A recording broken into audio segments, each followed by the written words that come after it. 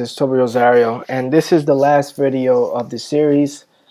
Um, I wanted to start. So we did close this August 2nd of 2017. Um, so I wanted to start from the initial phone call and kind of the progress and the progression all the way up until closing. How the conversation changed, the tone in the seller's voice changed, and the situation changed. And what you're gonna find is that situations change. So whenever somebody says no or that price is too high, generally all that means is it's just no at that time, right? You can turn that no into yes over time if you continue to follow up. So what I've been doing lately is focusing in on following up and motivation, the reason they're selling, not necessarily price, right? Because if you look back at this deal, his price was way out of my price range, right? It was, he wanted 90,000 originally, and then after we probed and asked some questions, he said he was willing to take 70,000. And generally when people are that way off, I used to in the past just disregard them and not really follow up with them. So what I've been doing is probing, asking deeper questions, finding out why they really want to sell, right? So so the initial phone call came in on December 20th of 2016, and my VA took the call. So spoke with Peter Mitchell. He sounds motivated, doesn't know the zip code of the property, what property was inherited, and he just wants to get rid of it since he lives in a different state. He wants to sell it ASAP. Okay, so right there, two keywords, a few keywords that not red flags. I call them green flags because that's, green means money. So first, he inherited the property. So when you inherit a property, a lot of times that can be a burden on the person, right? Because then they have to pay taxes, they have to pay maintenance. They might, if they have a mortgage, they have to pay the payments. They have to pay, they have to maintain to keep the property. It's usually the property needs repairs. So most of the time, most people don't have money to fix it, right, or to maintain the property for a long period of time. So that's number one, right? That's one green flag number one.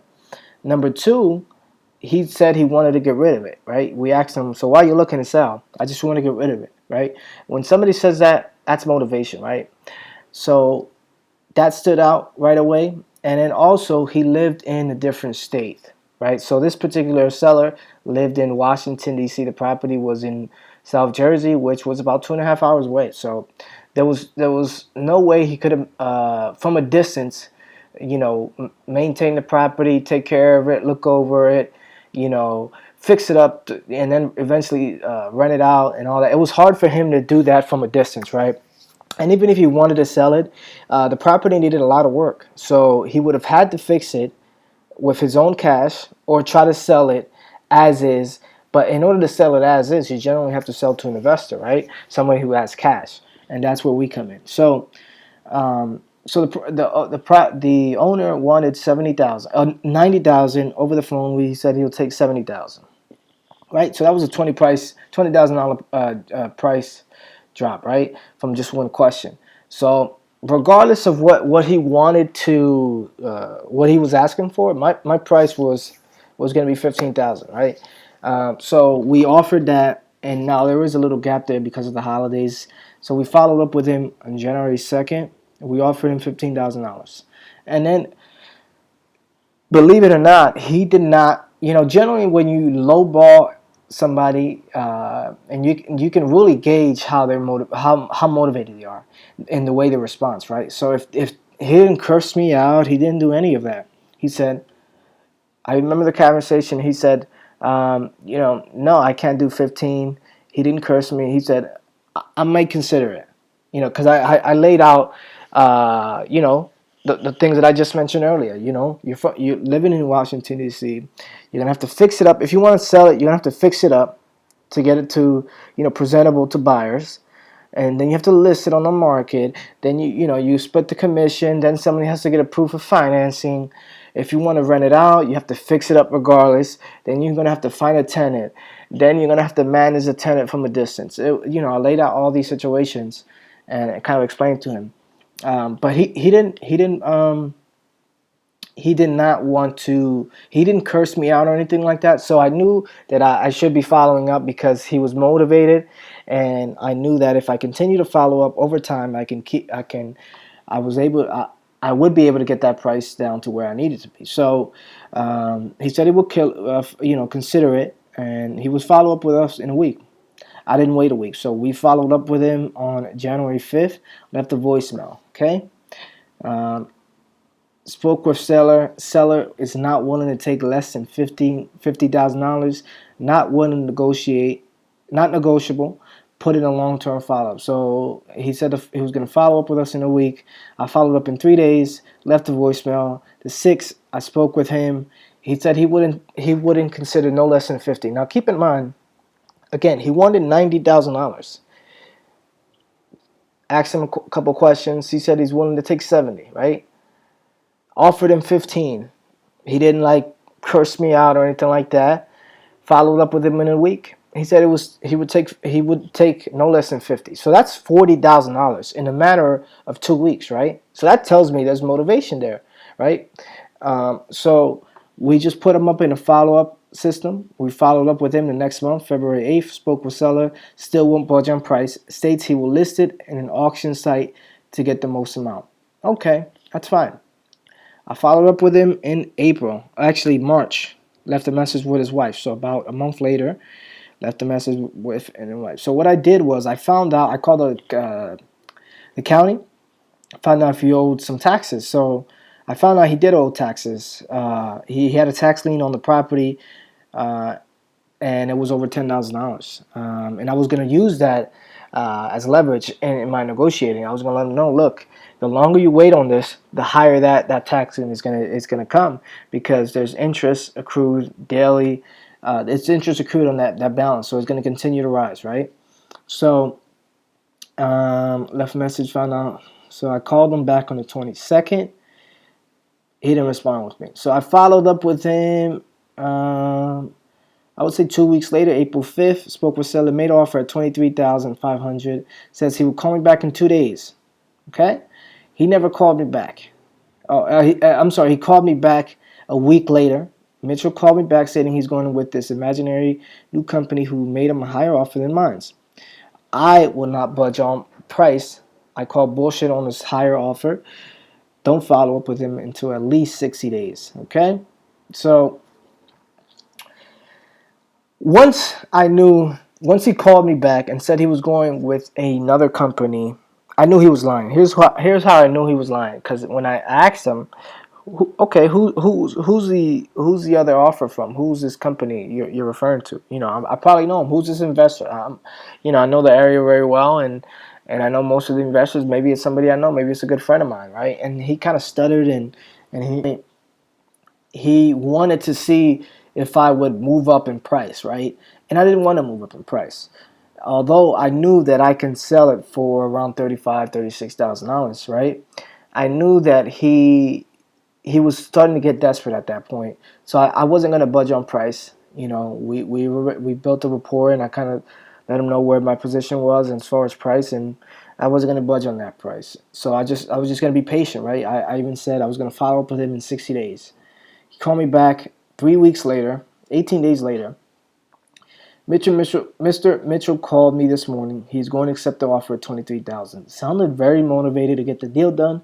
Faxing over contract today, and he will sign. He's trying to figure out how I will gain access to the property. Now, keep in mind, this is sight unseen, right? So a lot of times, what I've been doing lately is it's starting to lock up the property without even actually doing an inspection. And here's why I do that. Because once I have the property on the contract, I'm in control. If there's no contract, if there's no signed agreement, in my eyes, there's no control on your part. So let's say, the property turned out to be a lot worse than I expected. That's fine. So we agree on a price, and I have it locked up on the contract. I go see the property, and the property is a lot worse than I can, we all expected. I can always go back to the seller and renegotiate, let them look. I'm not sure when's the last time you inspected this property. This property is a lot worse than I expected. We need to renegotiate the price, or I'm out of the deal, right? So once first obtain control, right, and that's putting it on the contract. Now I don't recommend that. I just knew I drove by the property, had a pretty good idea of the condition as far as how much I thought it was gonna need. And again, at worst case, I just go back and renegotiate with the seller. Um, so what happened was I was waiting on contract from seller, sent over a signed copy, to waiting fax from seller. Got signed contract by seller with market for buyers and sent title company money to start title work. Sent the contract to the title company to start title search. Signed assignment. So I basically sold it. I sold it in 2 weeks. And the reason I sold it in 2 weeks is because one of my buyers, he was out of the country. So I got offers from other people, but I knew that the buyer that I was gonna originally, that I had in mind, was gonna offer me more, right? Was gonna give me a few $1,000s more than what I got offered for. So I was like, I'm just gonna be patient, right? There's no rush. I'd rather make a few, 2-3 grand extra, wait a week or two. So essentially, I got the assignment contract by the buyer, $2,000 non-refundable deposit, $12,000 assignment fee, waiting for title to get back. So title is clear. That took about. So the title is clear. That took about 2 weeks to get title. So we sent it on May 1st. 2 weeks to get title. Closing date set for 5/23. Seller phone is disconnected. Disconnected. Need to get in touch with the seller. So if you watched my other videos, you saw that I had a hard time. So the seller's phone was disconnected. I had a hard time getting a hold of him, and I started to panic a little bit. So, because this was a $12,000 deal, and I actually drove up. I skip traced the owner, found out where he's currently living, and he, obviously he lived in Washington D.C. I went to his apartment complex. I bought a prepaid phone, put my phone in it, and left like a little note telling him to give me a call as soon as possible. So I did get a hold of the seller about a week later. We set the closing date for May 31st. Property could not close on the 31st. Seller did not have proper documentation stating he inherited the property from his father, in the process of getting proper documents. So this took a lot longer than I expected, because he didn't have the proper documentation or signed affidavit, essentially proving that he was able to sell the property. So he had to go through all this whole process. Long story short, it took about almost 2 months to get the deal done. Because we were set to close 5/31, so it took June, July. It took 2 months to get the deal done, but we got the deal done, and it all happened because we kept following up. I didn't focus too much on the price. I focused solely on the reason and the motivation on why he wanted to sell. And this is why follow-up is so important, because a lot of times they're going to tell you no, right? Most of the people you talk to, they're going to tell you no. Now, what you need to look out for is motivation, right? Why are they selling, right? So you need to keep your ears open for that and listen, and try to really understand the situation, right? Because most people are gonna tell you no, or their price is gonna be way too high, and you say that's fine.